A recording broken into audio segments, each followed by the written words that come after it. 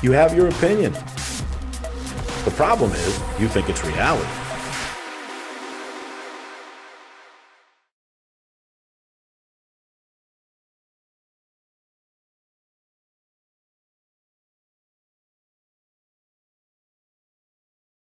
You are the man. Whatever you whispered into Galaxy's ears worked. I love the interaction with you and Galaxy and how it worked and how you had Galaxy wait so the dogs could catch up. I think Galaxy did a phenomenal job. Move over, Caesar Milan. I have to step in there because I believe that any trainer or owner who uses a dominance submission methodology, that's medieval dog training. The best scientists and ethologists and behaviorists in this country agree that to train your dog in a positive manner gives it confidence and security. Yeah, but it's not your way or the highway. He has his way of training, and that's your way of training. I totally disagree. I totally disagree with you. You're not the end-all, be-all. Everyone has their own way of training. Well, you think you're the god of dog training? Science, yes, I am, because I follow the very best in this country. I mean, this is just ridiculous. Do you know what? Do not say I'm ridiculous, and I'm going to get very angry with you. I didn't say you were. No, I say well, this is ridiculous. You are saying that I am ridiculous. Oh, get over yourself. I'm sorry. That is very insulting. Here's the thing with, I think, a lot of purely positive people, and I'm not saying all of them, but my experience is when you run into someone who's a fanatic about purely positive, they are just trying to bury it. It's almost like they're like in a cult. Yeah. You know? So when you see Stillwell go off and she's like, barbaric, and then she says, there are studies that show that I don't give a fuck about people's studies. Right. I don't care. If you read a study and you're the kind of person that says, okay, a scientist said this, and I'm going to believe it because this is fact, and you have limited or no experience, you're crazy. And people go, why? Because science isn't always correct. When I was a kid, Pluto was a planet. It is not a planet. Now it's a Kuiper Belt object, which is, it's geeky. Take your word for it. Yep. Science is always correct. It's not always correct. And when fanatics can find studies that back up what they're saying, they really feel validated, and then they just can't be told because it's almost like a religion. Yeah, it's like, you know what I look at as someone who's a fresh out the minivan, born again Christian. Yeah. Who's like, they want to spread that word. And I have no problem with religion. I do have people coming at me with religion. I have a problem with anybody. I don't care if you want to worship dog shit. Go ahead and do it. Just leave me alone. Right. And so, yeah, that's very fanatical. It's I'm a fanatic. And that's her. And then to say she's the god of dog training. Yeah. The god of dog training. Bold statement. And it's a wildly bold statement. Which brings me to, there are people on both sides of the spectrum who think that they are it. Is dog training. There are so many holes in everybody's game. Yeah. Everybody's got something to learn. The problem is, are you waiting to tell someone they're wrong, or are you listening and then trying to teach? That's the big deal. So I ran into a lady the other day that said, I was at a Petco and I was buying some crickets for some of our reptiles, and this lady said, "Oh, you're that dog trainer?" And I said, "I guess." And she said, "I don't like you." And I said, "Oh, thank you very much." And I wasn't going to give her any traction, but then she tapped me on the shoulder. I said, "Yeah, can I help you?" She said, "Do you know why I don't like you?" I said, "No, and I don't care, but, you know, have a nice day." Yeah. And she said, "Because you use techniques that are brutal and mean." And I said, "Oh, well, what do you do?" She said, "I do the most natural form of dog training in the world, which is purely positive training." You know how I am. I'm like, okay, that's good, yeah. And I started to walk away, and she got mad. She was like, "You're walking away from me." Well, because you're fucking nuts. That's yes, I am. Yeah, it's crazy. But if you think about it, the people who think that's natural don't really have a good idea of what nature is. Right? And they think natural means good. They don't think the other parts of nature, right? So it's not natural. I have never seen a mother dog wean her puppies by taking a treat when they try to suckle on a teat, and she brings it over here and says, don't eat this, Right. eat this. That's unnatural. And then, you know, I'm assuming, but I think she meant corrections aren't natural. Listen, dogs find their boundaries through discomfort. I think everything, and everyone Well, does. yeah, like if you go up to I know the guy down the street there has beehives to get honey. Mhm. Why does he wear a suit Right. and have a smoker to smoke the bees out? Yeah. Because they don't want you to take their honey, and they are uniquely equipped through nature Mhm. to correct you and make you find your boundary. Yep. Right? So what about, let's say a porcupine? Mhm. Just quills everywhere. Now domestic dogs, Those are close. those are quills. Okay, It's so the make international symbol for quills. Just wanna make sure. So domestic dogs, some domestic dogs have drive that's been twisted so much that they'll keep going after Right. something like that. But a wild dog learns. Like, you know, I say to people all the time, how does a mother, like a wolf, coyote, or fox, teach her puppies not to mess with porcupines? And people come up with these wild Right, right, answers. right. They're like, well, she's picked them up by the scruff. Yeah. I'm like, there's fucking 12 of them. Yeah. They're very curious. They see this porcupine, Yeah. waddles, this is a porcupine, waddling Right, through it, right, right. And then the puppy goes over, and she's not gonna play NHL goalie, Right. you know? She's gonna let him figure it out. And some lessons have to be taught at the source. Mhm. So she's gonna go over, they're gonna get stuck, they're gonna be curious, and they're gonna figure it out. They're gonna be like, okay, that's a really quick single learning event, made an impression, Yeah. I'm never gonna do that again. Skunks are literally black and white. Yeah. So you see that visual, and you never forget the lesson. I told you, we had a cat, Naya, Yeah. she's tiny, she's like this big, and she's black and white. All my neighbors' cats were getting picked off by coyotes. Yeah. She wasn't. She'd walk down the street like this, what's up? Because they all thought she was Yeah. a skunk. And that's a false positive for her, but Right. she's still It alive. works. Yeah, that's great. But I mean, it's very difficult when people think, I mean, how do we get there? How do we get to the point where people think that bribing and no discomfort, no corrections, how do we get to the point where people think that's natural? It's what I want to know is, did it start with people and their kids, and then they started doing it to their dogs, or was it the other way around? Maybe. I don't know. I think it's when you get a bunch of whiners who don't understand something Mhm. and they whine about it enough, and then they get a scientific study to back them up and they look credible, Yeah. you've got a recipe for disaster. Because people are going to want to gravitate towards what makes them comfortable, Yeah. not what makes them uncomfortable. I mean, there are people who definitely challenge their, what do they say with weightlifters? No pain, no gain. Mhm. There are people who overcome obstacles in their life by realizing that they have to lean into the discomfort, not push away from it. So the minute you have discomfort and you start leaning into it, you're going to eventually not have that discomfort in most cases. Yeah. But if you start backing away from it, the discomfort starts to grow. Here's another situation where you can't be. So it's so counterintuitive, because if you saw someone like we talk about weakness draws aggression, strength repels aggression. So I always think about people who, like the guy that fell in with the tiger. Mhm. And do you see that in Yeah. India? And he's like this. Yeah. He's just, I don't know what he's doing, but Yeah. he's just like this. And the tiger's like, what the hell are you doing? Yeah, and the yeah. tiger's just curious, Yeah. right? And then he's like, oh my God, and he gets freaked out. Yeah. And the tiger's like, fuck it, you Yeah. look like a prey item. Right. And just carries this guy up, what did you say, like a towel, Like a t-shirt. Or like a something, t-shirt, yeah. and just takes him away and Nothing. eats him. Yeah. That guy had a better chance of survival by standing up and being big, Right. right? And just like that, and maybe putting something in his hand.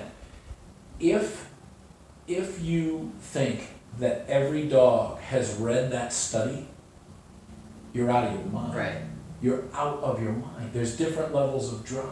I would love to see, well, I also think too, think about this.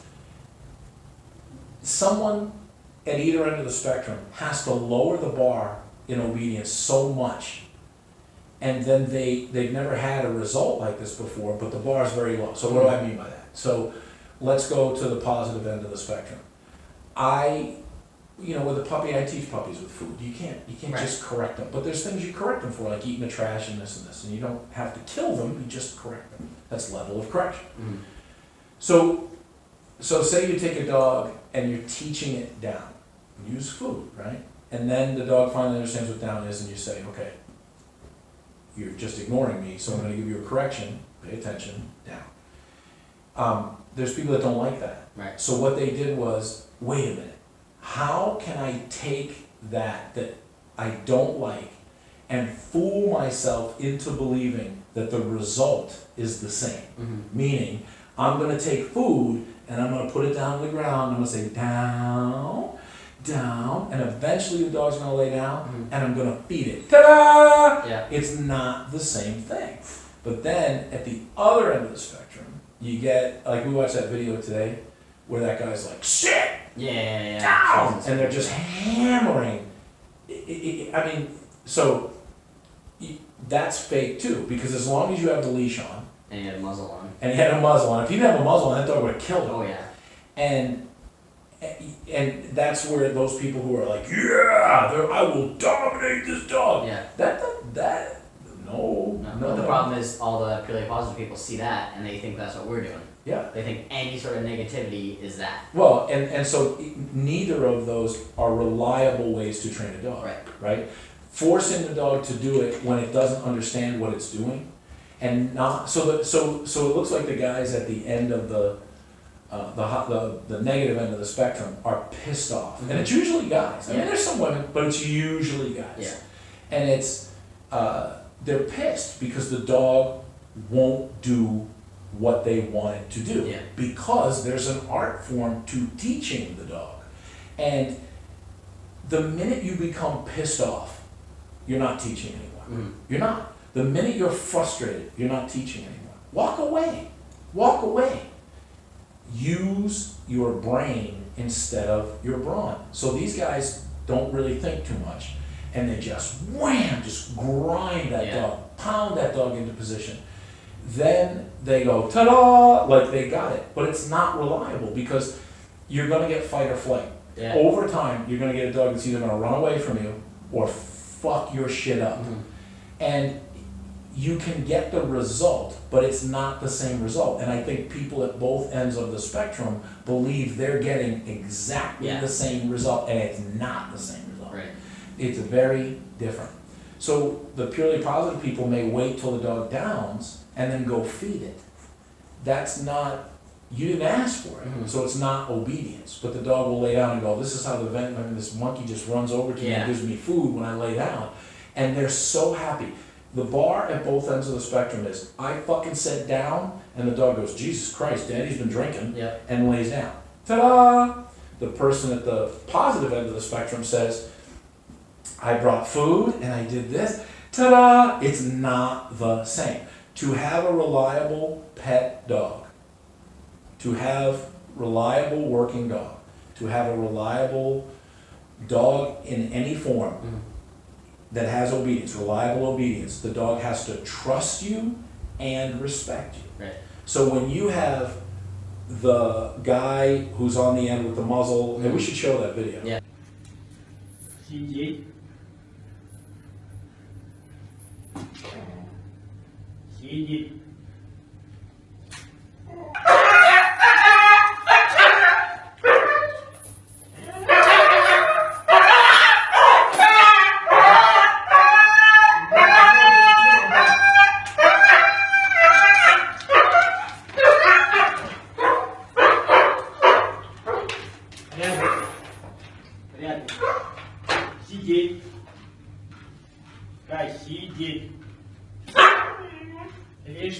And he's just fucking nailing this dog down.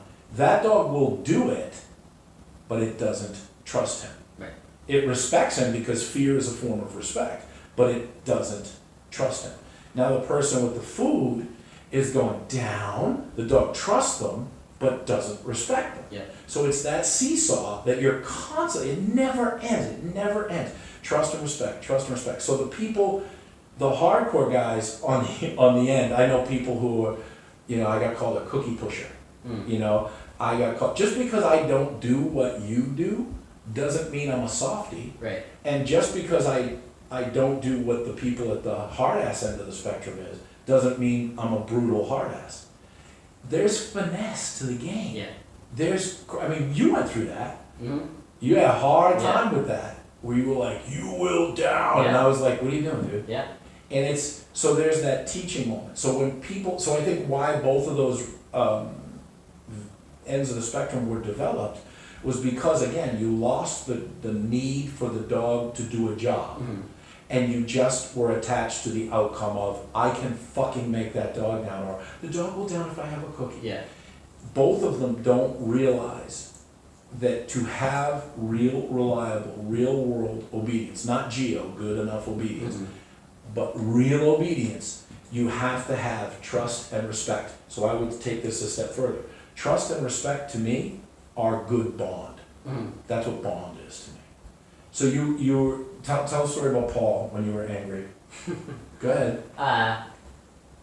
So I had him out, and I think he was just in a down. No, I was trying to think of what I was doing with him. I think I just had him in a down, and I think it was a football actually.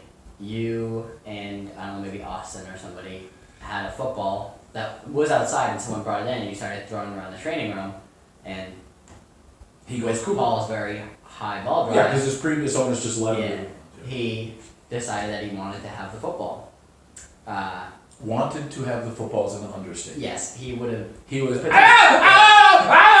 He's freaking willing out. to take a death for the football. Yes. So, and I believe, if I could correct you, Please. it was Laura who was in a class with Zoe. Yes. And Zoe, I said, do you want to No, it work was on the Willow. tennis ball thing? Willow? Yeah. Okay, somebody. And I said, because I think another dog was there, and I was trying to teach them not to go after Yeah. the tennis ball. And I looked over to you, and you were all blotchy and angry because your dog was not listening to Yeah. you, and you're a dog trainer. And I said, would you like to learn how to do this? And you were like, no, I'm fine. That's ego. Yeah. Yeah? So I said, okay. And then I let it go, because I knew you weren't in a place where Yeah. you could be reached. Take it from there. So finally got to the point where he just kept getting up to go after the ball, and I kept putting him back in the down. And It was war. yeah, it was a good 5 minutes of that. And then one of the times we went to put him back in the down, and he decided to try to bite me. So we went at it pretty hard. So there's a class going on, Yep. and you're punching, Yeah. he's fighting you, the Yeah. two of you, it looked like seriously, like you guys were pit fighting Yeah. each other. Yeah. Yep. And you're like, you motherfucker, you fuck, and he's like, ah, and you neither want to, because you're a dumb little Irish prick, and he's a fucking pit bull, which is the same thing. And the only thing that saved you is that you weren't drunk.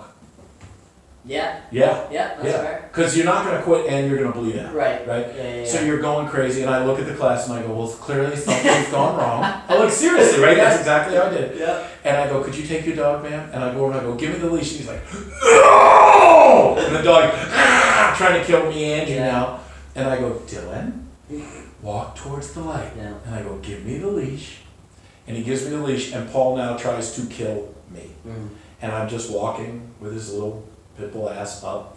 I bring him into the kennel room. He's trying to kill me. I just take his leash off, throw him in the kennel, shut the door. He's still trying to kill me.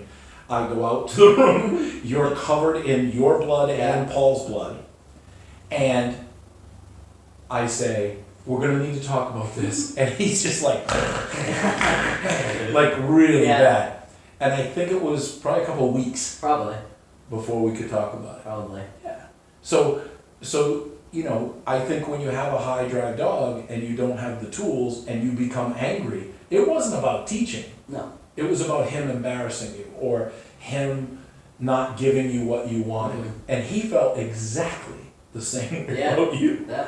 He's like, does this guy know who I am? Right. Yeah, I get what I want, right? We've all been there. Mhm. I remember the time I was working with Bronx years ago, and I was going to, I think a Canine Pro Sports event in Maryland. I never got there.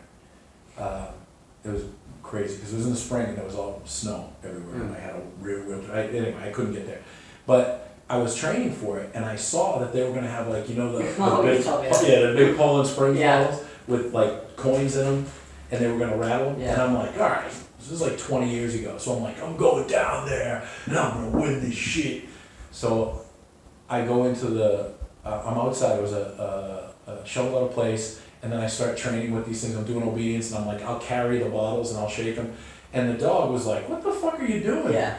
So he started to freak out, and because I wanted to go down there and win, and I didn't want to be embarrassed, I was like, heel, heel, and the dog bit me in the calf. Yeah. And I'm like, you bit me? And I'm hitting him with the bottles, and he's hitting me, and we're about, and my wife opens the window and goes, how's that working out for you? And I'm like, I hate you, like I hate the dog, I hate you, come on. Yeah. I hate the trees, I hate, because that's all temper, that's all ego, that's all bullshit. It's all stuff that gets you in trouble. The minute you forget your teaching and you get frustrated, you're gonna lose. Yeah. The other end of the spectrum is that people, when they don't correct the dog, you'll get these false positives, but you have to manage everything. Yeah. Meaning, like, you always have to have the dog on a leash or it's gonna take off on you. You gotta have a pocket full of treats. And these people are so happy to just own this dog. Yeah. My dog's awesome. Oh, well, that's nice. He just shit on your foot. It's okay. That's him claiming me. Yeah. You're like, what are you doing? So those people don't get frustrated at anything. Right. The bar is so low that all that dog has to do is exist. Yep. And they're thrilled. So I ask people all the time, they'll come in with a problem dog, and they'll say, he's a great dog. Yeah. It's the first thing you tell them. Always. What makes him a great dog? Oh, well, he listens. He does. I tell him to sit. Sit. And the dog's like, she go fuck your mother. You know what I mean? Like, He's very loyal. He's loyal. Oh, he is? Hi, buddy. And he runs right over to me and they go, come here, come here. It's like, why don't you go fuck your mother? It's crazy. And they're like, well, he's distracted. Okay? He's distracted. So don't you think that's the time you really need obedience? Is when the dog's distracted? So their bar's too low. Yeah. The hardcore people, they want to raise the bar, but they end up not thinking. Neither one of them are thinking. There's really no bar at that point. No, it's just force. And so the whole point of this is the most natural way to train the dog is the way the dog understands. But you have to be going for the same result, which is reliable obedience. Obedience today is like people with their kids say genius. Yeah. My kid's a genius. Is he? Is he? Because he's sitting in the corner with his booger hook just fucking digging in. I think he's actually got brain at this point. He's a genius, huh? Oh, he's eating it now. Look at that. That's good. Yeah. It's not just because you're proud of your dog, just because you're proud of your kid, just because you love it, doesn't mean that it's doing well, that it's obedient. And that's the problem. Rally-O is my big problem. Rally obedience. It's, well, let's add, that's all about money. And so a lot of people now are having success, validation. Here's a ribbon, here's a trophy, because they do things that are training and they're getting trophies for it. That makes people lower the bar, and it's not natural. It's making people succeed with false positives. So natural is the bees, the natural is the skunk, natural is the porcupine. Where you find your limits is where you don't go or where you stop. It also gives, if you're the one putting the limits on, that makes you the leader. If you're the one putting the limits on too hard, it makes you the leader, but you're not going to have reliable obedience. It's all balance. And that's what balance training is let's balance it all. It doesn't mean, yes, everything's so positive, and it's not negative, which is like, you fucking go. Yeah. That's not it. So somewhere in the middle, it's what's necessary for correction, no more, no less. And you are emotionally neutral. That's what you want to be, is emotionally neutral. Some people praise too much. They have a great dog. How many times have we seen that? All the time. They go, sit, good dog, down, good dog. They're taught that way. Yeah. So then the dog goes, praise is just static. Yeah. When you take the leash off, the dog won't do it. And then you got people that never praise, and they're just frying the dog's brains out or hammering the dog in a position. It's not reliable either. So what's the most natural way to train a dog? With corrections, but also with rewards. Yeah. And the absence of correction can be a reward. Right. It's not punishment. It's not, and I know a lot of trainers like to say punishment.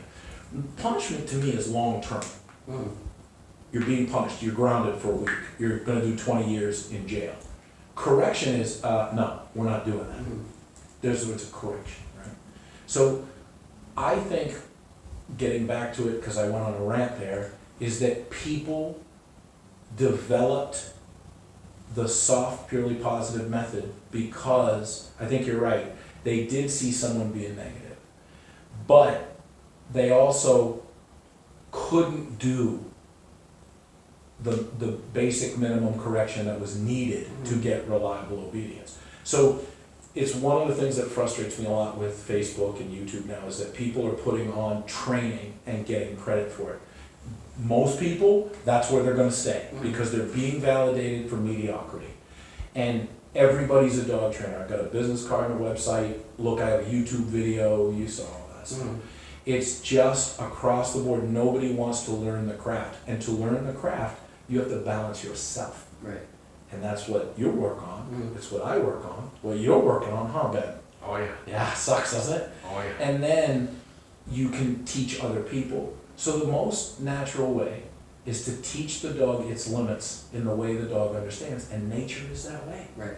But if you're out of control up here, in both ends of the spectrum, you're just not gonna have it. Yeah. Yeah. It's the most two natural things to teach in the world: trust and respect. That's it. That's the way it goes. Well said, sir. Thanks. We done? I think so. Yeah. Thanks for watching. I'm Chris. He's a douchebag. See you next time.